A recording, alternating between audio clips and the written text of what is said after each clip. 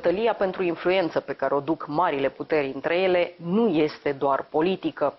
Controlul pentru rutele comerciale care alimentează economia globală este în sine un interes strategic. China își consolidează de mult timp poziții în puncte cheie pe tot globul. Cum recuperează Occidentul și partenerii săi democrați acest decalaj? Aflăm perspectiva Japoniei oferită de Tomoyuki Yoshida, directorul executiv al Institutului Japonez pentru Relații Internaționale. Sunt Cristina Cileacu, începe Pașaport diplomatic.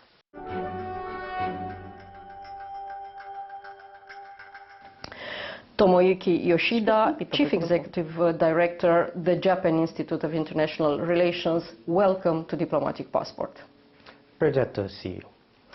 The world powers are using each global situation in order to score points one against the other in these global competitions among themselves. Between Asia and Europe, we always had roots, but also wars, and currently there are a few conflicts, unfortunately, still ongoing. How these recent wars have affected the region and changed the balance of power between the major global players?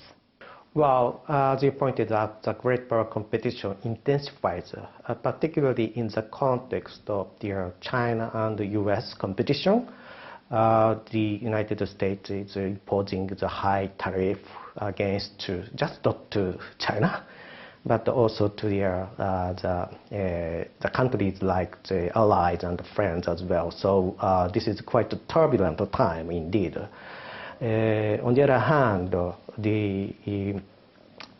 due to the severe competition with China, as well as the US is growing restrainedness of engagement to the global affairs. The sort of the global conflict, such as the war in Ukraine or the conflict in the Gaza Strip, have been broken out. We don't know how the course of action, how is the trajectory we are moving forward in the future. In this respect, this is once again, this is a very critical time that a country like Romania and the European Union, NATO nations, as well as a country like Japan, Korea, in the Indo-Pacific, will sit down and discuss the ongoing situations. But what is the real danger besides this, let's say, shifting to different kind of world order we have now? Well, we are not still uncertain how the consequence of the biggest war in Europe. If the consequence of war or the settlement of war is rewarding the Russia, which is violating the basic principles of the United Nations in the international law, that would undermine the current existing international order, inevitably bring about the bad precedents to the regions elsewhere. Well, in this competition we see between the world powers, some are quite aggressive. In your view, coming from Japan, which are the most aggressive one, and what strategies do they use in order to conquer more of corridors for transport, of influence around regions and so on? Well, with respect to their corridors which connect Asia and Europe, the Eurasian continent is getting much closer than ever. As was the case in North America in centuries ago, the connection between the Pacific and the Atlantic was achieved through the construction of the transcontinental railways, as well as the construction of the Panama Canal. It's leading up to the emergence of the superpower of the United States. Likewise, whether or not we can achieve the connectivity between the Asia and Europe is very much crucial for the future of the Eurasian continent. The countries between Asia and Europe Central Asia, Caucasian countries, which have previously belonged to the former Soviet Republic. Still, there is a huge influence of Russia in many respects. But recently, partly due to the Russia is very busy in waging a war in Ukraine, the attention is decreasing. In contrast, China is emerging as an economic power in the region. They are very much aggressive to promote their initiative, the Belt and Road Initiative, to overreaching to this region. Whether or not this is a good thing, bad thing, we are not very much sure. On the other hand, the countries in the region, particularly in the Central Asia and the Caucasus countries, they are trying to diversify their external relations beyond Russia and China, all these authoritarian powers, to extend to outreach to the Europe, as well as Japan and the United States, even to Turkey. Therefore, we should be placing larger attention on the project of the economic corridors, as well as the entanglement of the great powers in the region. Because you did mention the Belt and Road Initiative of China, they started this huge infrastructure project over a decade ago, if I remember correct. Mm-hmm. Can we compete with that, the rest of us, being in Asia, in Europe, or in Eurasia, or in Caucasus, or in Middle East, in between? Well, that's a very good question to ask, and it is quite difficult to answer for that question immediately. However, first of all, the Belt and Road Initiative, aggressively promoted by China, is changing the nature of the content. Due to the economic slump, China is trying to reduce the amount of the investment in the construction of the huge infrastructure. So they are trying to make a shift the quantity to quality basis. On the other hand, the Europeans and as well as Japan, we have the advantage of the technological the advancement and the quality infrastructure in this respect. So that is the case that we can demonstrate our attraction to the region. And also, in order to achieve their smooth flow of the goods and the services via the transportation routes, such as the railways and the roads and the ports, there should be a harmonization of the regulations in order to facilitate the custom procedures and the regulatory regimes. So it is once again the areas that we can cooperate to enhance the transparency and in compliance with the international trade rules. You said that there is better technology in Japan when it comes to building this type of infrastructure, and you are right. You also mentioned the fact that China is trying to reach the same level because they are used to build more. Why do you think is this shift when it comes to China's attitude? They want to create, let's say, dual-use type of infrastructure in Asia, at least? Well, we are not very much sure the real intention of China, but you should take a look at the fact that the major logistical facilities points of China are all located in a coastal area facing the Pacific. There is a vulnerability for them. If you consider the future contingencies, such as the quarrel and the dispute with the neighboring neighbors, as well as the confrontation of the United States, they may consider the alternative route to connect to Middle East and Europe for the secure food and energy supply. Therefore, there may be some intentions from the strategic perspective to look into this region enthusiastically. China has this way of being, let's say, smooth action, not into the open, but rather into the shadow. And we see a lot of regional conflicts over the years, and we still, unfortunately, have, as I mentioned before, these conflicts from Europe to Asia. Is this a way of China of gaining more power using these conflicts?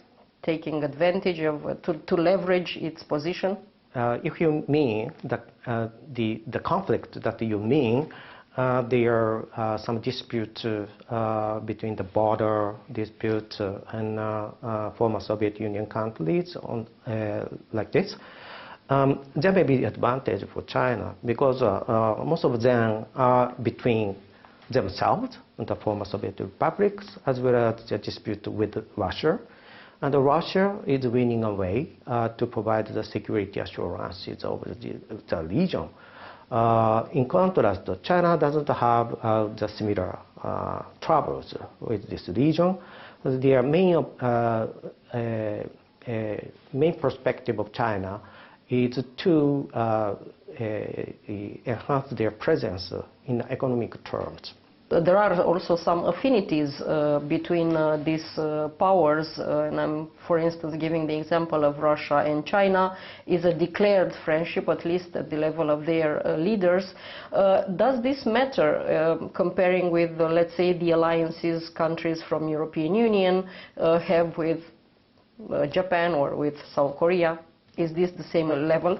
Yes, there is the no-limit partnership between Russia and China, and the extent of their collaboration between themselves increasing, growing from a kind of manageable convenience to the more strategic and military perspective.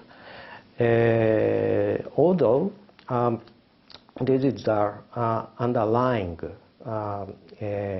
distrust between themselves, and the Russia might be more cautious and sensitive about the advancement of China in the regions. Previously, this is under the sphere of influence of Russia, and on the other hand, China is trying to build the railway which circumvent the territory of Russia, connecting China, Uzbekistan, and Kyrgyzstan to leading up to the Middle East and Europe. So what happens? We have to see.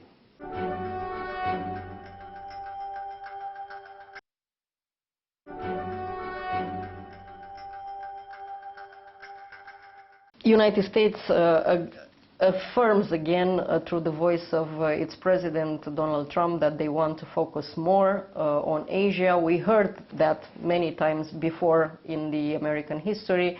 Do you think this time will really happen, or it would be business as usual? Well, traditionally, the United States, from the previous administrations in the Democrat as well, has been placing attention to competition with China.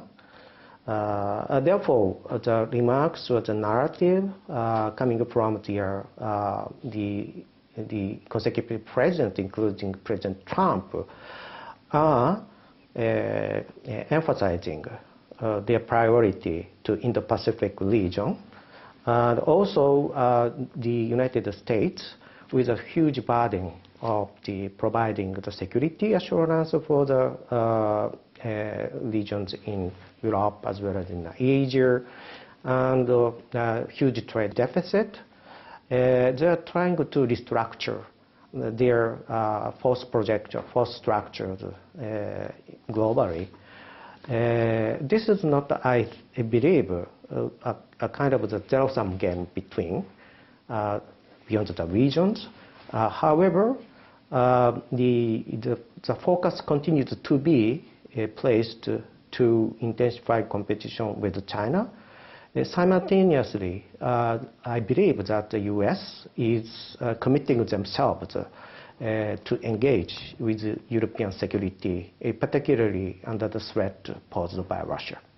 And what this, let's say, more focus of United States in Indo-Pacific will mean for countries like Japan, Korea, or even Australia? We welcome their the continuation of their basic policies towards the Indo-Pacific region. When the Prime Minister Yoshida visited Washington a couple of months ago and met with the President Trump, declaration released at the outcome of the leaders' meeting, they stipulate the all important points, including the Korean Peninsula, Taiwan Strait, and also the commitment of the strategic deterrence in the region. But at the same time, as we mentioned earlier, the United States alone cannot shoulder the burden to defend the allies and friends in the region. Therefore, we need to step up the efforts of the defense spending. The Japanese government determined to double down the defense spending up to the 2% in coming years, and also the government is determined to possess counter-strike capability. So this is a very big step forward in this respect. And how is technology, what role plays technology actually in this competition between powers? Because China says it's ages before the rest. United States says the same. Japan is known for being a quite technological country, so is Korea. Europe has its own part of technology. So who is winning this competition? It depends upon their the category of the technology and who has advantage in some specific respective field. For example, the artificial intelligence. This is an area that huge money, huge financial investment is required. Therefore, at the moment, in terms of the research and development and accumulation of their know-hows, the United States as well as China has advantage. On the other hand, the production and manufacturing of the semiconductors, we have already the leading experience to produce the very advanced technologies, particularly the Korea and Taiwan has a leading nation. And now the European countries like the Netherlands, Germany, as well as Japan, join that effort to generate such kind of the networks of the burden sharing among ourselves. And what about the investments in the Middle East that China also does in technology? Well, I'm not quite sure about what China is doing in the Middle East in terms of the technology, but obviously that the region heavily dependent upon their the oil export, try to shift their economy and the society to more resilient, just not to depend on the oil. In this respect, they require and they need the advanced technologies in industries. Again, just not China, but also other countries in advanced nations may have some advantage in this respect. But the region in the Middle East is still conflictable. Therefore, the first thing is how to bring about the peace and the security in that region. Otherwise, it is quite challenging that the private sector will look into that region. And to conclude our discussion, when we live somewhere on the map of the world, we have the tendency to see the world from our point of view and not really care that much or be less interested, let's say, about the others.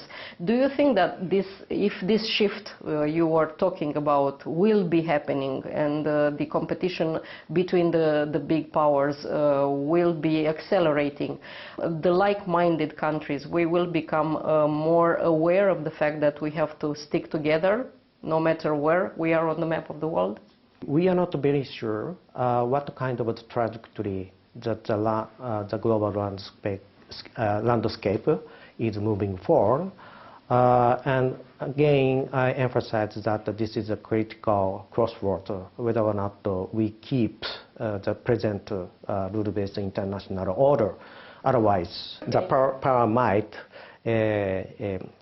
decides the fate of the middle and small countries. Therefore, the like-minded countries like Europe and Japan, Korea, Australia, and the friends and allies of the United States, first we need to drag United States to join our efforts, first of all.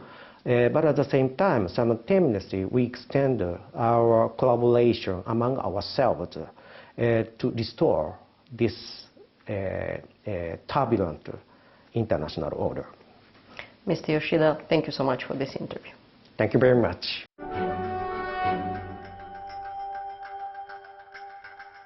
Atât pentru astăzi, dar rămânem în continuare online pe pagina de Facebook a emisiunii și pe conturile noastre de X și Instagram.